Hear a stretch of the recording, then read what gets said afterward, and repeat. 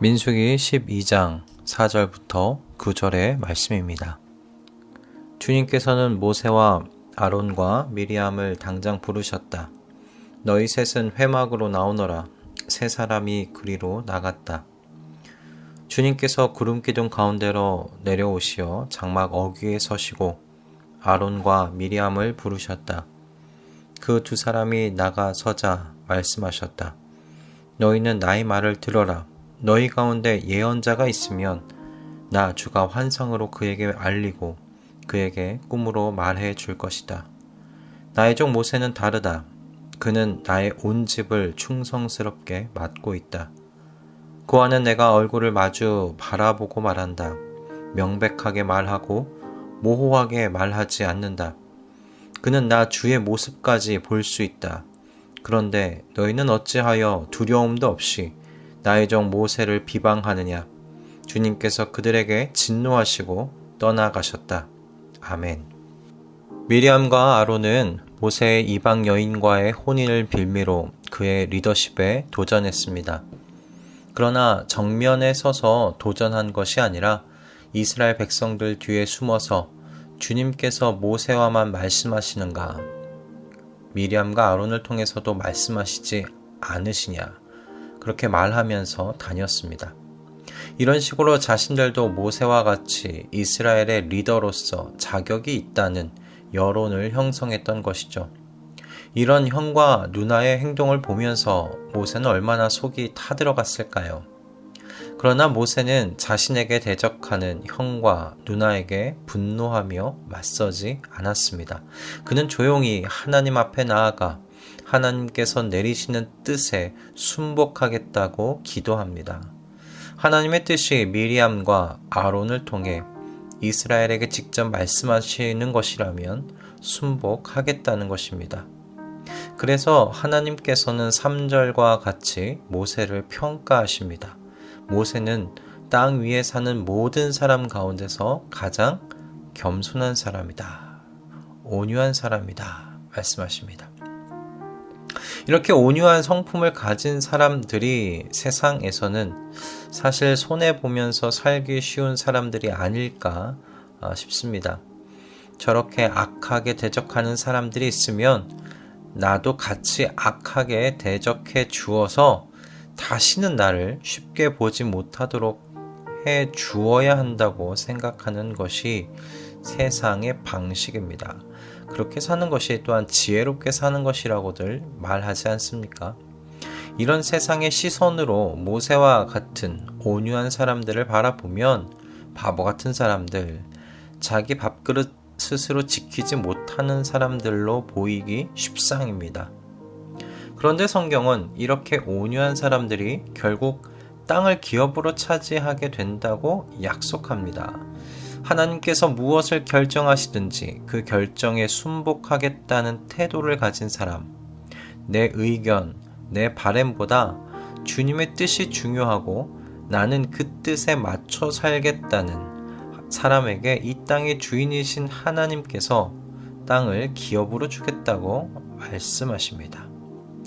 이와 같은 주님의 약속만으로도 온유한 자로 살아갈 이유가 충분히 될 듯합니다. 그런데 저는 오늘 이 본문을 묵상하면서 온유함으로 세상 살아갈 수 있는 한 가지 이유를 더 찾을 수 있었습니다. 바로 하나님께서 대신 진노해 주신다는 겁니다. 하나님께서는 미리암과 아론이 이스라엘 백성들 사이에서 퍼뜨리는 그 이야기를 들으셨습니다. 하나님께서는 미리암과 아론 그리고 모세를 같이 부르시고 두 사람 앞에서 모세를 치켜 세워 주십니다. 미리암과 아론에게는 환상과 꿈으로 말한다면 모세에게는 내가 모호하게 말하지 않는다고 그렇게 말씀하십니다. 분명하게 나의 말을 전할 뿐만 아니라 나의 종 모세는 나의 모습까지도 볼 수 있다고 말씀하신 후에 그런데도 너희는 어찌 두려움도 없이 모세를 비방하느냐고 그렇게 진노하시고 떠나가십니다. 저는 혼자 답답한 마음을 아는 채 하나님 앞에 나와 조용히 주님 앞에 마음을 토해냈던 모세. 그러곤 자신을 대적하는 미리암과 아론에게는 그 어떤 악한 말로도 대적하지 않았던 이 모세의 편을 들어주시는 하나님이 있으시기에 세상에서 온유하게 살아가는 것이 힘든 일이지만 그렇게 살아갈 충분한 이유가 되겠다고 생각했습니다. 여러분, 모세의 하나님께서 오늘날 저와 여러분의 살아계신 하나님이 되십니다.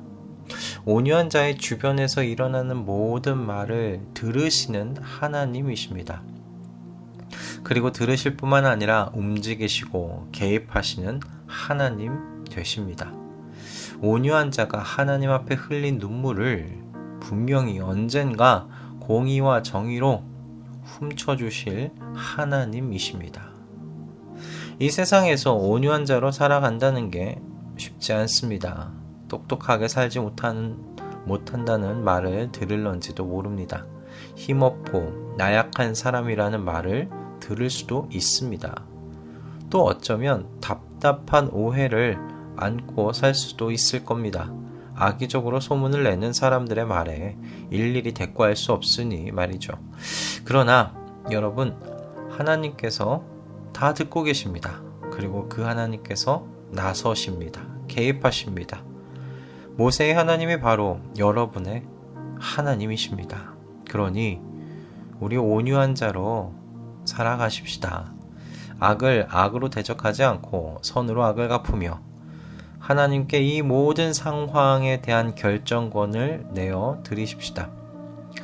하나님께서 어떤 결정을 내리시든 그 결정대로 살겠다고 매일같이 결심하십시다. 온유한 자는 사람들 눈에 온유한 자 아니죠. 사람들 눈에 부드러운 사람, 사람들 눈에 조용한 사람, 그것이 온유한 사람이 아닙니다. 하나님 눈에 온유한 자가 온유한 사람입니다. 하나님께서 뜻을 정하셨을 때 그것이 무슨 뜻이든 그 뜻에 맞춰서 살겠습니다. 그렇게 하나님 앞에 서 있는 사람이 여러분 온유한 사람입니다. 하나님께서 움직이실 때까지 여러분 기다리십시오. 하나님께서 움직이시고 여러분 하나님께서 개입하실 때가 가장 완전하고 완벽한 때인 줄로 믿습니다. 기도하겠습니다. 주님, 오늘날 세상에서 온유한 자로 살아가면 쉬운 사람 취급받을 수 있습니다. 자기 밥그릇 자기가 챙기지 못한다고 어리석은 사람 취급받을 수도 있습니다. 그러나 그 어떤 상황에서도 악을 악으로 갚지 않도록 하시고 주님 앞에 온유한 자로 서 있을 수 있도록 성령께서 제 마음과 손과 발을 인도하여 주시옵소서. 대적자가 생길 때면 나의 손과 발 그리고 나의 입이 그를 향하지 않게 하시고 오히려 주님을 향해 손을 들고 무릎을 꿇고 입을 열어 기도할 수 있도록 저의 삶 가운데, 우리의 삶 가운데 은총 내려 주시옵소서.